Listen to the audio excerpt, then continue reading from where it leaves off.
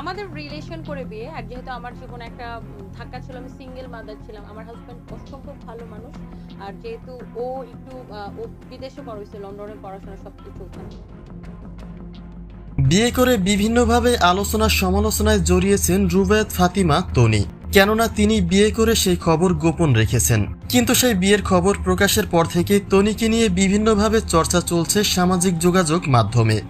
সবশেষে জানা গেছে বিয়ের আগে স্বামী সিদ্দিক ওরফে রাসেলের সঙ্গে দীর্ঘদিনের প্রেমের সম্পর্কে ছিলেন রুবায়েত ফাতিমা তনি।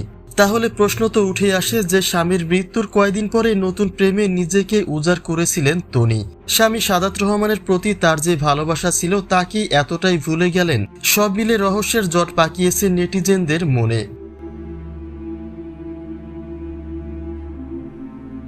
রাসেলের সঙ্গে তনির সম্পর্কের বয়স কত সেটা নির্ধারিতভাবেই এবার প্রকাশ করে দিয়েছেন তনি নিজেই। ফেসবুকে লম্বা একটা স্ট্যাটাসের মাধ্যমে তিনি জানিয়েছেন নিজের বিয়ের কথা।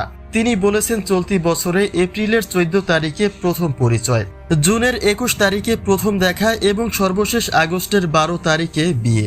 অর্থাৎ 7 মাস যাবৎ ধরে রাসেলের সঙ্গে সম্পর্কে লিপ্ত ছিলেন রুবায়েত ফাতিমা তনি। এবং তিনি এটাও বলেছেন সময়ের পরিবর্তনে তার কাছে যখন যেটা ভালো মনে হয়েছে তিনি সেটাই করেছেন। মানুষ কি বলল আর কি ভাবলো তাতে তার কিছু যায় আসে না। অর্থাৎ স্বামী সাদাত রহমানের 2.5 মাস পরেই তিনি ফের সম্পর্কে কেন জড়িয়েছিলেন তার কোনো কৈফিয়ত তিনি দেবেন না। তনির এই বিয়ের ঘটনায় অনেকে শুভ কামনা জানালেও কারো আবার মনও ক্ষুণ্ণ হয়েছে।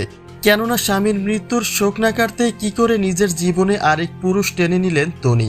সাদাত রহমানের মৃত্যুর আগে এবং পরে তিনি প্রতিশ্রুতি দিয়েছেন তিনি আর কখনো বিয়ে করবেন না, যদিও তার সেই কথাকে মেনে নেয়নি তার অনুরাগীরা।